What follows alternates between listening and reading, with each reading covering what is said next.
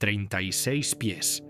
Esa es la profundidad bajo la superficie de una isla volcánica en el Océano Pacífico a la que un ingeniero del ejército japonés llamado suboficial Yoshitaka Hori se encontraba cuando comprendió que lo que estaba viendo no era una posición defensiva, era una ciudad. La fecha era octubre de 1944. La isla era Iwo Jima, una roca sulfurosa de 8 millas cuadradas que se alzaba desde el mar de Filipinas, 660 millas al sur de Tokio, apestando a gas de sulfuro de hidrógeno de las chimeneas volcánicas que abrían su superficie como heridas abiertas. La temperatura bajo tierras era de 120 grados Fahrenheit. El aire sabía a minerales, sudor y humo viejo. Y alrededor de Hori, en todas direcciones, se extendía una red de túneles, cámaras, depósitos de munición, puestos de mando, puestos médicos y posiciones de artillería que habían sido excavados en la roca volcánica por 20.000 soldados japoneses, a quienes se les había dicho que nunca regresarían a casa. Hori escribió después en unas memorias de posguerra que permaneció allí mucho tiempo sin hablar. Él mismo había ayudado a diseñar partes del sistema, trabajando bajo el teniente general Tadamichi Kuribayashi, el oficial al mando de la guarnición de Iwo Jima, pero verlo terminado, completamente excavado, completamente armado y completamente ocupado, era algo distinto a diseñarlo sobre el papel. Era, escribió, el sistema defensivo más completo que jamás había visto o imaginado. También era, comprendió, una máquina de muerte. No para los estadounidenses que acabarían llegando para tomar la isla, para los soldados japoneses que vivían dentro de ella. Esta es la historia de esos 20.000 hombres. Lo que construyeron, cómo vivieron, lo que soportaron y por qué lo que construyeron bajo tierra cambió la naturaleza de la guerra de una manera que los planificadores militares siguen estudiando 8 décadas después. Para entender Iwo Jima, hay que entender la realidad estratégica que la produjo. Para el otoño de 1944, la posición de Japón en la Guerra del Pacífico había superado el punto de recuperación según cualquier cálculo militar racional.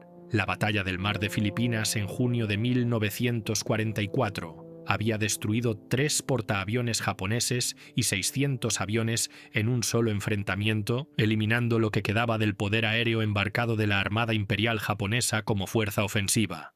Los bombarderos estadounidenses B-29 Superfortress, que operaban desde las Islas Marianas, ya estaban alcanzando las islas principales japonesas, aunque el alcance extremo de las misiones y las dificultades de navegación reducían su eficacia. La isla de Saipan había caído en manos de las fuerzas estadounidenses en julio de 1944, lo que provocó el colapso del gobierno del primer ministro, Hideki Tojo, bajo el peso político del desastre. El cuartel general imperial en Tokio comprendía lo que significaba Saipan, el perímetro defensivo exterior, la línea que Japón necesitaba mantener para impedir un ataque directo contra las islas principales, había sido roto. La cuestión ya no era si Japón podía ganar la Guerra del Pacífico.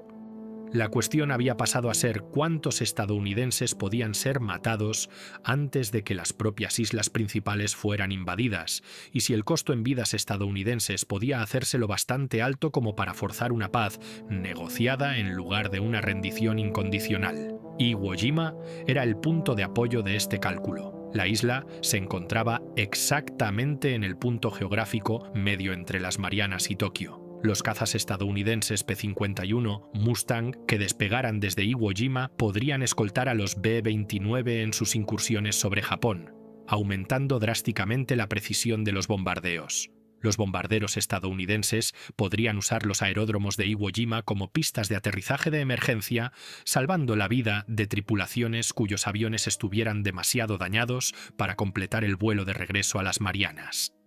Y las instalaciones japonesas de radar de alerta temprana en Iwo Jima estaban proporcionando a Tokio 90 minutos de aviso previo antes de que las incursiones de B-29 alcanzaran las islas principales, permitiendo la dispersión de aeronaves y la activación de las defensas aéreas. Iwo Jima tenía que ser tomada. Ambos bandos comprendían esto con absoluta claridad. La cuestión, desde la perspectiva japonesa, no era si defender la isla. La cuestión era cómo hacer que tomarla costara a los estadounidenses suficiente sangre como para que el cálculo de continuar la guerra cambiara a favor de Japón.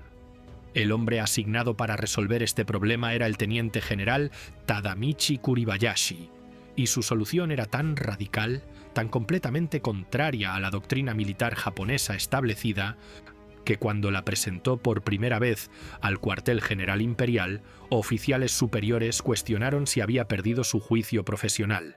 Kuribayashi había pasado tiempo en Estados Unidos a comienzos de la década de 1930, asignado como agregado militar y posteriormente estudiando en la Universidad de Harvard.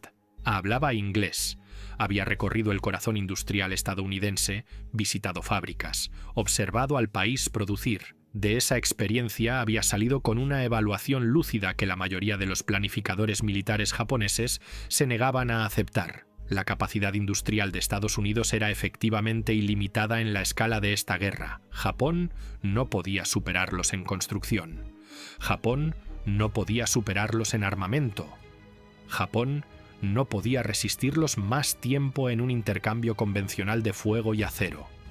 Lo que Japón sí podía hacer, creía Kuribayashi, era hacer que el costo de cada isla fuera tan catastrófico en bajas estadounidenses que la voluntad política de continuar la guerra se erosionara más rápido que la capacidad de Japón para resistir. Su plan para Iwo Jima se basaba en un solo principio que invertía todo lo que el ejército japonés había practicado desde el comienzo de la Guerra del Pacífico. No habría defensa de playa, no habría carga banzai, no habría una gloriosa última resistencia a la orilla del agua, con soldados japoneses muriendo en oleadas visibles mientras se enfrentaban los cañones estadounidenses. Ese enfoque, repetido de isla en isla a lo largo del Pacífico, había producido imágenes de combate que los periódicos estadounidenses publicaban como prueba de una victoria inevitable, y no había producido nada a cambio excepto soldados japoneses muertos y tiempo consumido. El enfoque de Kuribayashi sería enteramente subterráneo. Los estadounidenses desembarcarían en la playa. Se enfrentarían a una resistencia mínima. Avanzarían hacia el interior, y entonces la isla intentaría matarlos desde abajo. La tarea de ingeniería que requería este plan era descomunal. Iwo Jima es una formación volcánica, y su roca, aunque lo suficientemente blanda como para ser excavada a mano en algunas zonas, varía enormemente en densidad y estructura. En la parte norte de la isla, alrededor de la meseta rocosa llamada Motoyama, el basalto volcánico es extremadamente duro. En la parte sur, alrededor del monte Suribachi, la roca es más blanda y porosa. Pero el gas de sulfuro de hidrógeno que se filtra por las chimeneas volcánicas hace peligrosa la excavación. Las temperaturas en las cámaras subterráneas, cerca de Suribachi, superaban regularmente los 130 grados Fahrenheit. Los hombres que trabajaban en esos túneles vestían ropa mínima, sudaban continuamente y solo podían trabajar en turnos cortos antes de que el calor los incapacitara. La construcción comenzó en serio en la primavera de 1944 y continuó sin interrupción hasta los desembarcos estadounidenses en febrero de 1945. Kuribayashi tenía aproximadamente 21.000 efectivos militares en la isla, procedentes de la 109ª División, la 2ª Brigada Mixta y varias unidades de artillería, navales y de apoyo adscritas. Además, la población civil de preguerra de la isla había sido evacuada, y varios miles de trabajadores coreanos reclutados por la fuerza en el cuerpo laboral del ejército imperial japonés participaron en la excavación. Las herramientas disponibles eran primitivas según los estándares de ingeniería: martillos neumáticos, picos, palas y equipo accionado a mano para la mayor parte del trabajo. La roca volcánica en algunas zonas podía excavarse a un ritmo de aproximadamente 3 pies por hora por un equipo experimentado. En las zonas de basalto más duro, el avance se reducía a menos de 1 pie por hora. No había máquinas excavadoras motorizadas ni equipos de perforación mecánica capaces de manejar la complejidad geológica del subsuelo de la isla. Lo que los japoneses tenían en cambio era mano de obra y tiempo. y usaron ambos con una eficiencia que los ingenieros militares modernos estudian con admiración no disimulada. La red de túneles terminada, según documentaron ingenieros y oficiales de inteligencia estadounidenses después de la batalla, comprendía aproximadamente 11 millas de túneles a distintas profundidades, conectando más de 1.500 habitaciones y cámaras de distintos tamaños y funciones. Los túneles arteriales principales fueron construidos conforme a especificaciones precisas: 6 pies de ancho, 5 pies de alto, con entradas reforzadas y puertas de explosión de acero y hormigón, diseñadas para resistir la explosión del fuego naval de cañones de 16 pulgadas. Los túneles secundarios eran más estrechos, diseñados para el movimiento de infantería más que de artillería. Algunas secciones de la red se extendían a profundidades de 75 pies bajo la superficie, muy por debajo de la capacidad de penetración de cualquier bomba estadounidense en el arsenal de 1945. La filosofía de diseño detrás de la red de túneles no era simplemente crear refugio, era crear un campo de batalla tridimensional que invirtiera toda ventaja que los estadounidenses poseían. La superioridad de fuego estadounidense en el Pacífico era esencialmente absoluta en la superficie. El fuego naval disponible para el bombardeo de Iwo Jima era enorme, incluidas las acorazadas Nevada, Idaho, Tennessee, Texas, New York y Arkansas, junto con múltiples cruceros y destructores capaces de disparar miles de proyectiles de gran calibre contra cualquier objetivo identificado. La superioridad aérea estadounidense sobre Iwo Jima en febrero de 1945 era completa. Ningún avión japonés disputaría los desembarcos. Los bombarderos B-24 habían estado atacando la isla durante 74 días consecutivos antes del desembarco, el bombardeo previo a una invasión más largo de cualquier isla del Pacífico. Bajo tierra, nada de eso importaba. Un proyectil naval de 16 pulgadas impactando la superficie de Iwo Jima en una zona sobre una red de túneles enterrada a 40 pies de profundidad producía una tremenda explosión que reorganizaba el suelo volcánico en la superficie y dejaba un cráter de 15 pies de ancho. Debajo de ese cráter, 40 pies de roca volcánica absorbían la onda expansiva con total eficacia.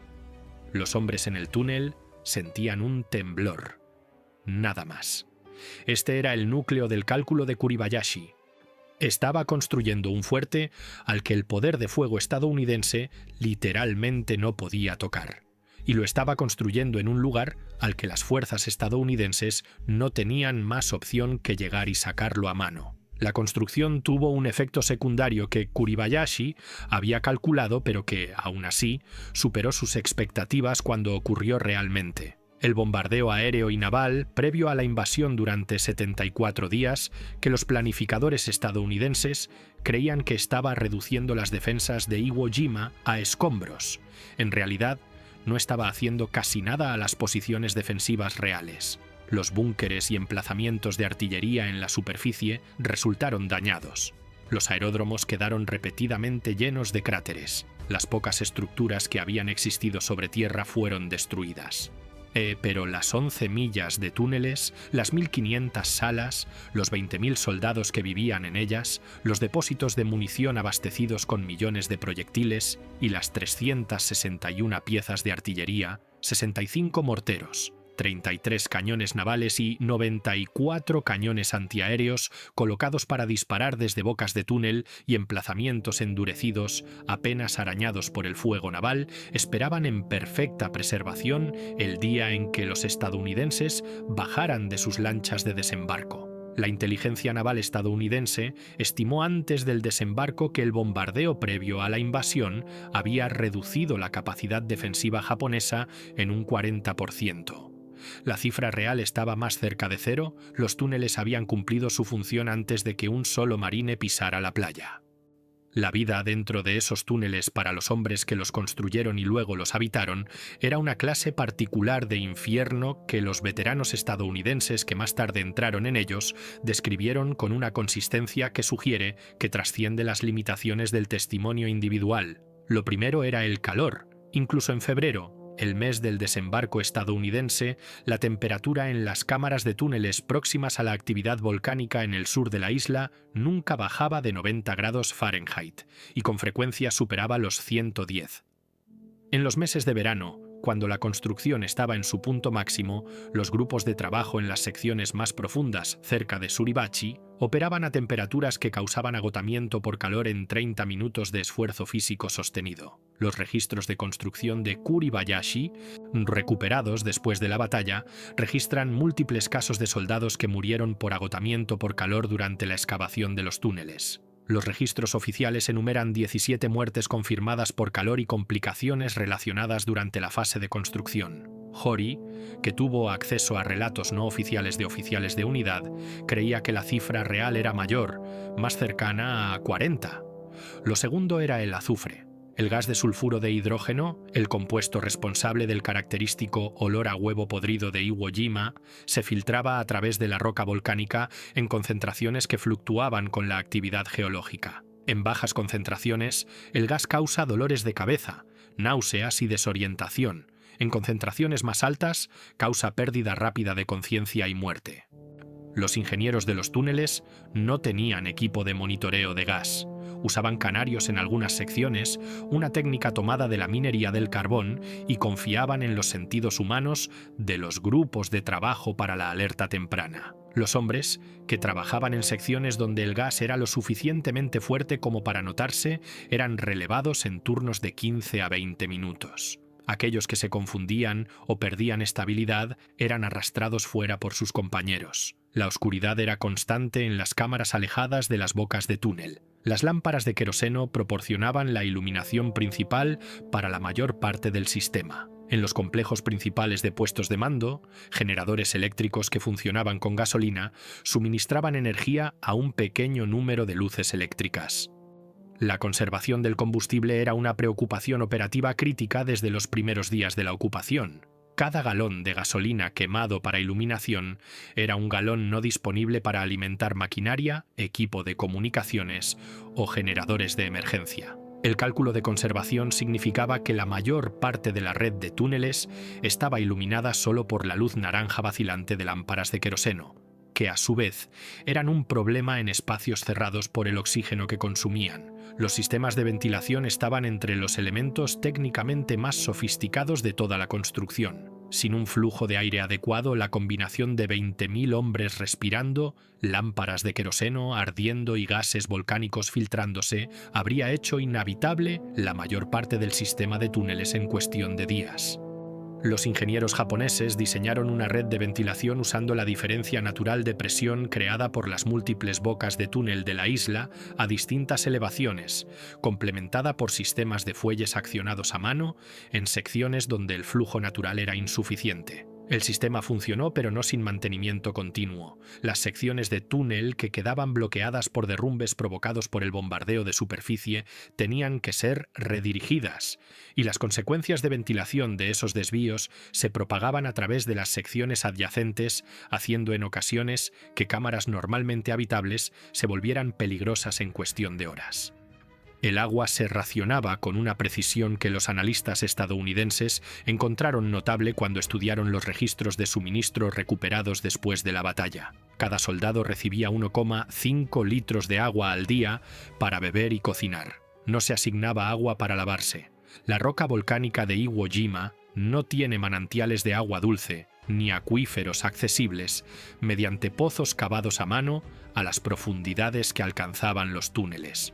Toda el agua tenía que captarse de la lluvia en cisternas sobre la superficie y transportarse bajo tierra en recipientes o procesarse a partir de las plantas desalinizadoras de agua marina que los japoneses habían construido en la superficie. Estas plantas eran objetivos evidentes para el bombardeo previo a la invasión y resultaron gravemente dañadas, reduciendo aún más el suministro de agua disponible para la guarnición. La asignación de alimentos estaba calculada igualmente al mínimo necesario para la eficacia en combate, más que para la comodidad humana. La ración diaria de cada soldado era de aproximadamente 800 gramos de alimentos enlatados o secos, compuestos principalmente por arroz, pescado seco, pasta de miso, verduras encurtidas y galletas duras. Esta asignación calórica, de aproximadamente 2.000 calorías al día, era adecuada para hombres que no estuvieran realizando actividad física intensa. Para hombres dedicados a la construcción de túneles cargando roca excavada a lo largo de distancias de cientos de metros con un calor de 110 grados, era insuficiente. Los trabajadores de construcción recibían raciones suplementarias cuando estaban disponibles, pero los registros de suministro indican que incluso con suplementos, los hombres que realizaban el trabajo de excavación más pesado estaban perdiendo peso corporal a un ritmo constante durante todo el periodo de construcción. Kuribayashi lo sabía. Su diario, recuperado después de la batalla y publicado en una compilación de posguerra de sus escritos, contiene múltiples entradas en las que expresa preocupación por la condición física de sus hombres y solicita más alimentos y agua al cuartel general imperial. Las solicitudes fueron rechazadas o ignoradas.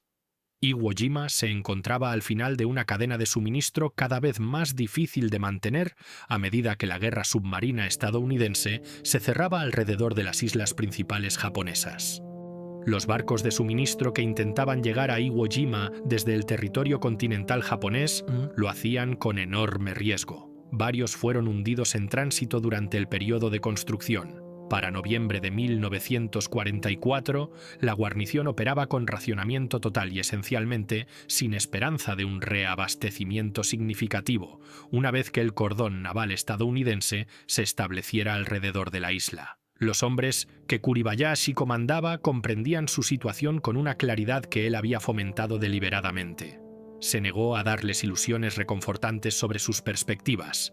En lugar de eso, entregó a cada soldado de la guarnición una orden personal impresa en tarjetas y distribuida individualmente a cada hombre. La orden se titulaba Votos de batalla valiente y contenía 6 directivas que capturaban toda la filosofía de la defensa de Iwo Jima. Defenderemos esta isla con todas nuestras fuerzas. Nos lanzaremos contra los tanques enemigos, aferrando nuestros explosivos y los destruiremos. Nos infiltraremos en medio del enemigo y los aniquilaremos. Cada uno de nuestros disparos debe matar a muchos del enemigo. No moriremos hasta haber matado a 10 del enemigo. Mientras nuestros cuerpos permanezcan, seguiremos hostigando al enemigo y drenando su sangre. Esto no era retórica diseñada para inspirar heroísmo desesperado. Era un documento táctico. La directiva de matar a 10 enemigos antes de morir era un cálculo matemático incrustado en una filosofía de combate. Si 20.000 soldados japoneses mataban cada uno a 10 estadounidenses antes de morir, la fuerza de desembarco estadounidense sufriría 200.000 bajas. Ese número, que nunca se alcanzó, era sin embargo el objetivo que Kuribayashi fijó para su guarnición. No victoria, no supervivencia, no defensa, desgaste. Hacer que los estadounidenses pagaran tanto por esta isla que toda la campaña del Pacífico se volviera demasiado costosa para continuar. La red de túneles era el mecanismo mediante el cual debía entregarse ese desgaste. En la mañana del 19 de febrero de 1945 comenzó el desembarco estadounidense. El quinto cuerpo anfibio, compuesto principalmente por las tercera, cuarta y quinta divisiones de marines, puso aproximadamente 30.000 marines en la playa durante el primer día de operaciones. La preparación naval y aérea que precedió al desembarco fue la más intensa jamás dirigida contra cualquier objetivo en el teatro del Pacífico. 8 acorazadas dispararon continuamente durante 3 horas. Cientos de aviones embarcados atacaron posiciones de cañones identificadas, búnkeres y cualquier instalación militar visible. Los marines que se aproximaban a la playa en sus lanchas de desembarco vieron cómo la isla desaparecía tras un muro de humo y polvo, y asumieron, como habían asumido los marines, en Tarawa y Peleliu y Saipan, que nada iba a responder desde allí. Se equivocaban. El desembarco inicial en la playa fue recibido con casi ninguna resistencia. Los marines desembarcaron, comenzaron a avanzar hacia el interior y encontraron Iwo Jima inquietantemente silenciosa. Durante aproximadamente 45 minutos, la playa estuvo casi en silencio. Los marines que habían sobrevivido a desembarcos anteriores en el Pacífico describieron la ausencia de fuego como más aterradora que el propio fuego. Sabían por experiencia lo que significaba el silencio en una playa defendida por japoneses.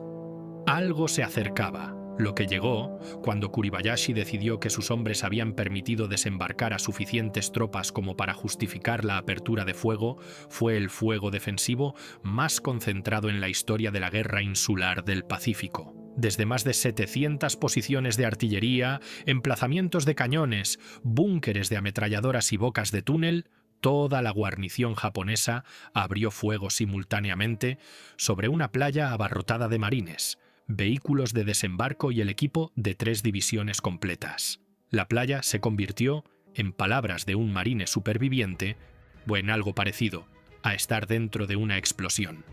Fuego de artillería, morteros, ametralladoras y fusiles llegaba simultáneamente desde 3 direcciones distintas, incluso desde posiciones en la retaguardia de la playa que ningún fuego previo a la invasión había alcanzado porque estaban construidas en las laderas inversas de elevaciones a las que el fuego naval, disparando desde el mar, no podía abatir con un ángulo suficientemente bajo para atacarlas eficazmente. La ceniza volcánica de la playa de Iwo Jima, negra y pesada y nada parecida a la arena de otras islas del Pacífico, hacía el movimiento a pie extremadamente difícil. Los marines se hundían hasta los tobillos con cada paso, los vehículos se atascaban de inmediato. La playa se convirtió en un campo de muerte. En las primeras horas del desembarco, las bajas de los marines estaban aumentando a un ritmo que los comandantes estadounidenses no habían experimentado desde los peores días en Guadalcanal en 1942. Al final del primer día, las fuerzas estadounidenses habían sufrido aproximadamente 2.400 bajas, incluidos 500 muertos. Como contexto, esa es una tasa de bajas en un solo día superior a la de cualquier operación militar estadounidense en el teatro europeo durante el mismo periodo. Los marines que sobrevivieron a ese primer día y a los días que siguieron se enfrentaron a una situación táctica para la que su entrenamiento no los había preparado plenamente. El enemigo estaba bajo tierra. Los soldados japoneses emergían de bocas de túnel ocultas detrás de las posiciones de los marines, combatían a corta distancia y desaparecían de nuevo bajo tierra antes de que los marines pudieran responder eficazmente. El fuego de artillería solicitado sobre posiciones japonesas identificadas destruía la posición de superficie y no mataba a nadie porque los soldados se habían retirado a la red de túneles antes de que llegaran los proyectiles. Una unidad de marines que despejaba un búnker completaba el despeje. Seguía adelante y encontraba soldados japoneses emergiendo del mismo búnker a través de una entrada de túnel que no habían encontrado. Posiciones declaradas seguras generaban fuego desde posiciones previamente no identificadas a 100 metros de distancia en cuestión de horas.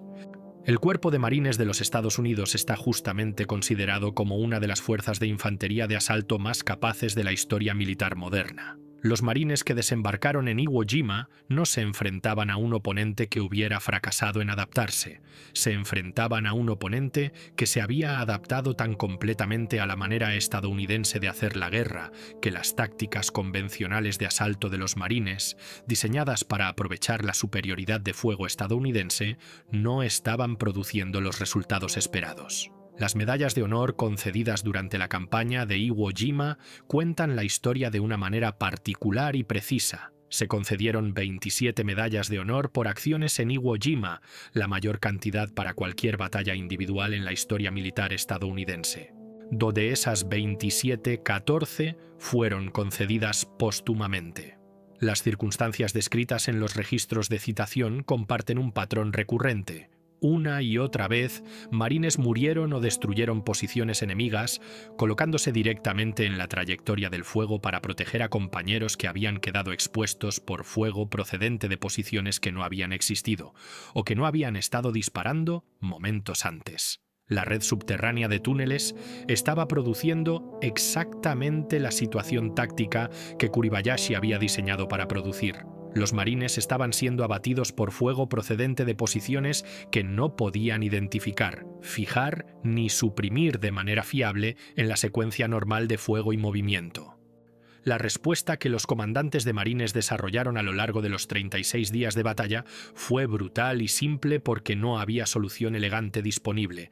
Encuentras la boca del túnel, matas a todos los que están cerca. Empujas a alguien dentro con un lanzallamas o una carga explosiva o ambas cosas, y luego pasas a la siguiente. Los operadores de lanzallamas de los marines que llevaron a cabo este trabajo actuaron en condiciones que merecen documentación específica porque a menudo se los reduce, en los relatos históricos, a una sola imagen aterradora que despoja el contexto operativo. El lanzallamas portátil M2-2, utilizado por las unidades de infantería de marines, en Iwo Jima, pesaba 68 libras cuando estaba completamente cargado de combustible y propulsor.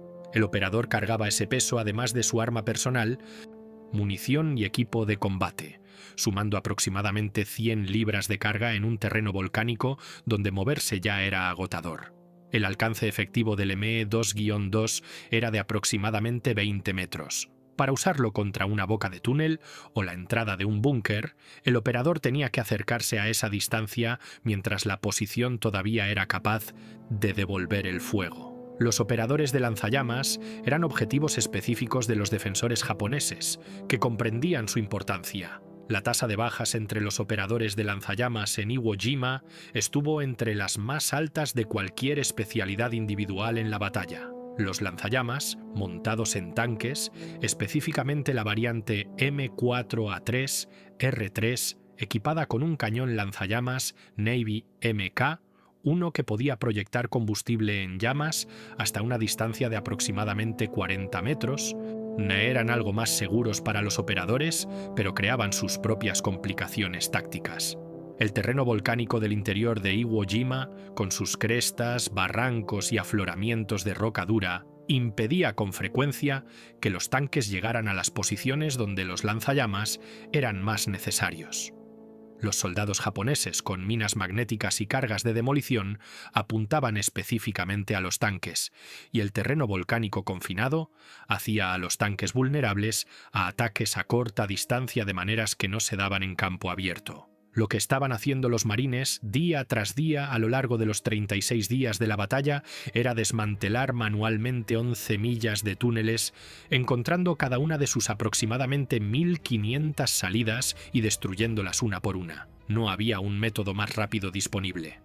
Se podía solicitar fuego naval sobre cualquier objetivo identificado, pero identificar la auténtica boca del túnel, en lugar de una sombra o un saliente rocoso que se pareciera a una, requería observación cercana por parte de la infantería. La artillería podía entonces disparar sobre las coordenadas identificadas, pero el proyectil, llegando desde un ángulo alto, destruía la posición de superficie y dejaba intacto el túnel debajo. Se necesitaba infantería, cerca, bajo fuego, para hacer ese trabajo, y la infantería que lo hacía estaba muriendo a ritmos que preocupaban profundamente a los comandantes de marines, aun cuando no veían alternativa. Las estadísticas del costo de la batalla se vuelven más comprensibles cuando se colocan frente a la realidad física de la red de túneles.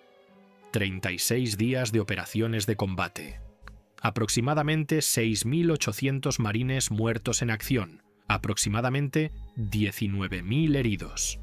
Aproximadamente una baja de marine por cada 2 pies de túnel penetrado. Esos números no son metafóricos. Representan seres humanos reales, marines individuales, de unidades específicas cuyos nombres están registrados en los informes posteriores a la acción y en las citaciones de la medalla de honor y en las listas de bajas que las familias recibieron en telegramas durante febrero y marzo de 1945. Dentro de la red de túneles, a medida que la batalla progresaba sobre ellos, la situación de la guarnición japonesa se deterioraba con una inevitabilidad mecánica que Kuribayashi había anticipado y documentado en sus órdenes operativas. Había planeado que la red de túneles sostuviera a la guarnición durante 60 días después del desembarco estadounidense. Había calculado en consecuencia las asignaciones de alimentos, agua y munición. Para el día 20, la parte norte de la isla, donde se concentraban las secciones más profundas y elaboradas de la red de túneles, estaba efectivamente rodeada. El avance de los marines había cortado la isla, aislando a las unidades del sur y contrayendo progresivamente el perímetro alrededor de la meseta norte. Las comunicaciones entre secciones de túnel se volvieron cada vez más problemáticas a medida que avanzaba la batalla. El cable telefónico de campaña tendido a través de los túneles era cortado por las explosiones de bombas aéreas y proyectiles navales que penetraban lo suficientemente profundo como para derrumbar secciones de túneles secundarios, seccionando las líneas. La comunicación por radio era poco fiable bajo tierra porque la roca volcánica atenuaba severamente la intensidad de la señal. Se utilizaron mensajeros corredores para mantener el contacto entre puestos de mando, pero los corredores tenían que atravesar secciones de túnel cada vez más expuestas a derrumbes por el fuego de superficie, y las rutas por encima del suelo entre posiciones se habían vuelto imposibles para el movimiento individual a la luz del día, ya que los marines estadounidenses establecieron puestos de observación y posiciones de francotiradores que cubrían todo acceso visible. El propio Kuribayashi trasladó su puesto de mando 3 veces durante la batalla a medida que las fuerzas estadounidenses se acercaban a cada posición sucesiva. El puesto de mando final, documentado por oficiales de inteligencia estadounidenses después de la batalla, era una cámara aproximadamente 30 pies bajo la superficie en la zona de la meseta norte, a la que se llegaba a través de una entrada de túnel tan bien oculta que los marines que pasaron a menos de 20 pies de ella en múltiples ocasiones nunca la identificaron hasta que la batalla estaba prácticamente terminada. Hori, escribiendo años después sobre la condición de la guarnición mientras la batalla entraba en sus últimas semanas, describió un mundo que se había vuelto casi completamente separado de la superficie. Los soldados habían estado bajo tierra durante días o semanas sin ver la luz natural. Dormían por turnos en el suelo de los túneles, envueltos en cualquier ropa disponible, porque la diferencia de temperatura entre el calor volcánico de los túneles profundos y el aire nocturno de la superficie era lo suficientemente severa como para provocar hipotermia inmediata en los hombres que subían a la superficie por la noche. Comían raciones frías calentadas en cocinas de queroseno cuando el combustible lo permitía. Atendían a sus heridos en cámaras de túnel con los suministros médicos que quedaban, que al final de la batalla se habían reducido a vendajes de campaña y sustitutos improvisados. Escuchaban los sonidos de la batalla sobre ellos como un retumbar geológico constante, interrumpido por los sonidos más cercanos de explosiones que les llegaban como ondas de choque a través de la roca. La condición psicológica de hombres que vivían en esas circunstancias, viendo contraerse su perímetro defensivo día a día, sabiendo que no llegaría ningún relevo y que la muerte era el único desenlace posible, ha sido documentada a través de un puñado de relatos de un número muy reducido de soldados japoneses que sobrevivieron a la batalla como prisioneros. El soldado raso Shoichi Abe, capturado el 5 de marzo de 1945, dio un informe de interrogatorio que fue desclasificado décadas después. Describió la guarnición de túneles en los últimos días como un lugar donde el tiempo había dejado de tener significado. Los hombres dejaron de contar los días.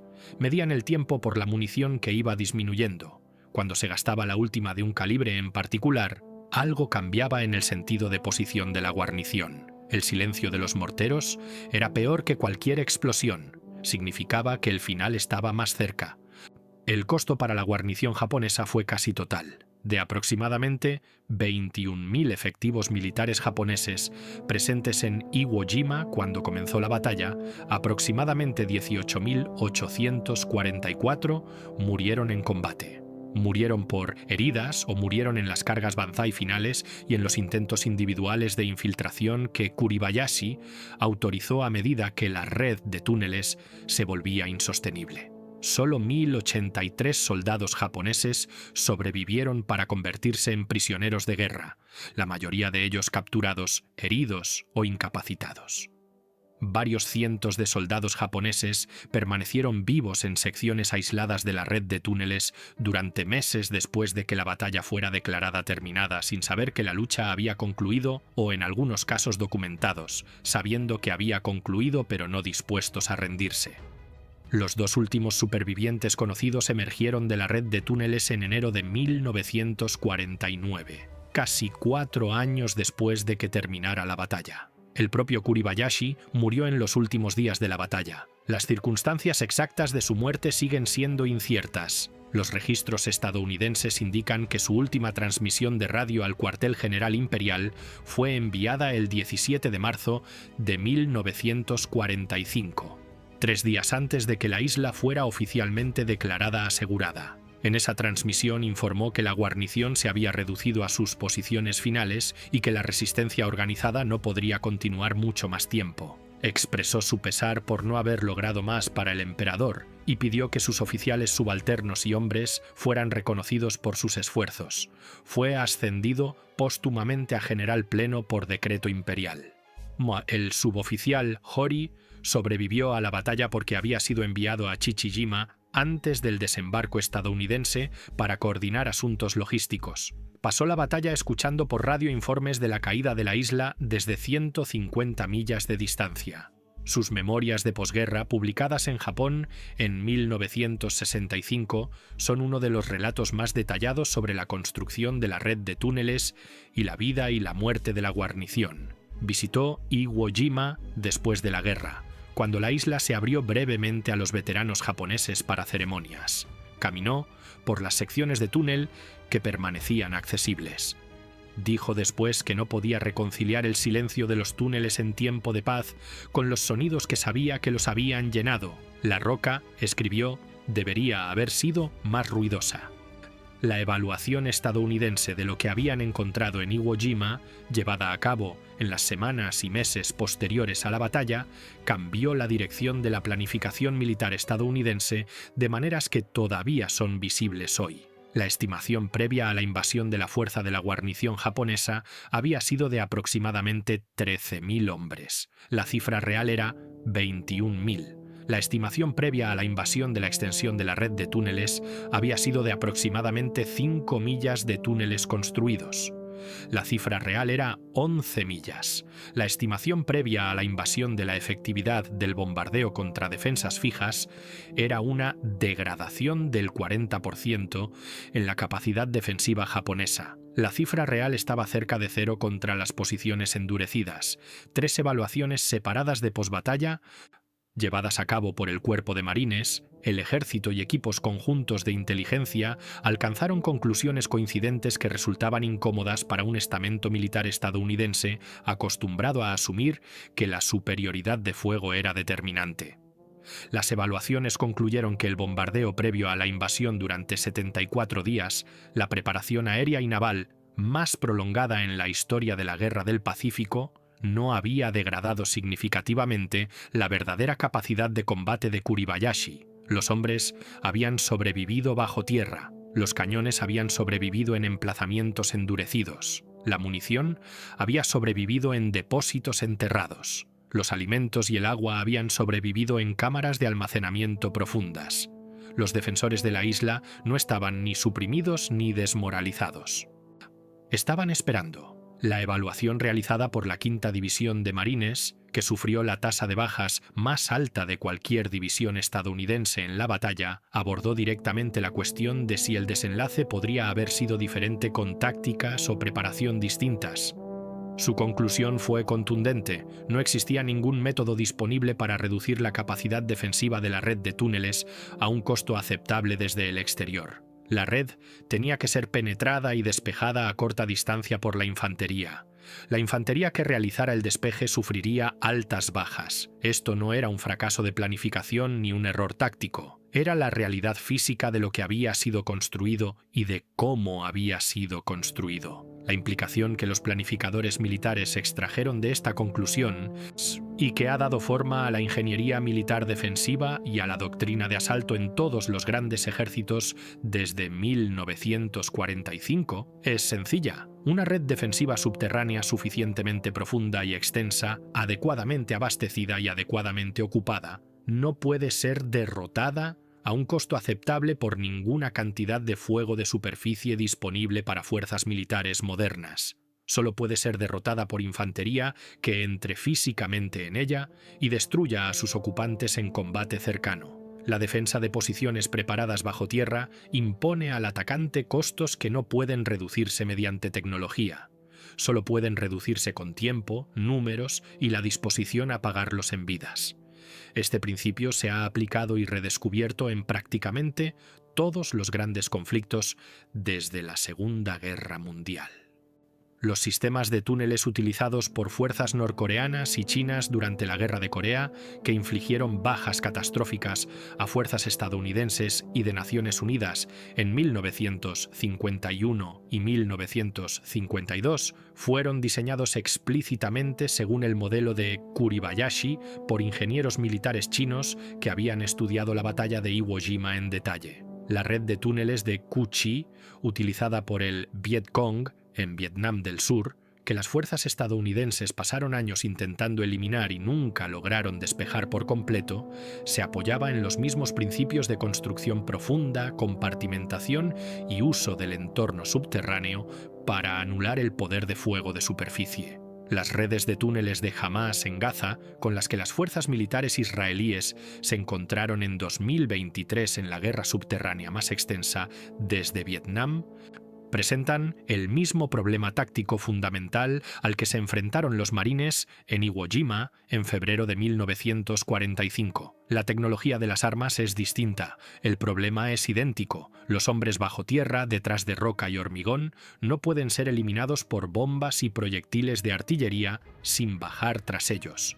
Kuribayashi sabía esto en 1944. Construyó su solución en 11 millas de túneles bajo una isla volcánica que olía a azufre y sabía a muerte, y la llenó con 20.000 hombres que sabían que no volverían a casa y a quienes aún así envió a la muerte para obtener la máxima tasa de intercambio que pudiera arrancar. La genialidad táctica de la defensa de Iwo Jima es inseparable de su oscuridad moral. Kuribayashi creó un sistema diseñado para producir la muerte de sus propios hombres al ritmo operativamente más ventajoso. No lo hizo porque fuera indiferente a sus vidas. Su diario revela a un hombre que pensaba en sus soldados con un cuidado poco habitual en un alto oficial japonés de su época. Escribió sobre soldados individuales con los que había hablado. Registró su dolor por cada pérdida. Luchó en privado con el peso de lo que les estaba pidiendo.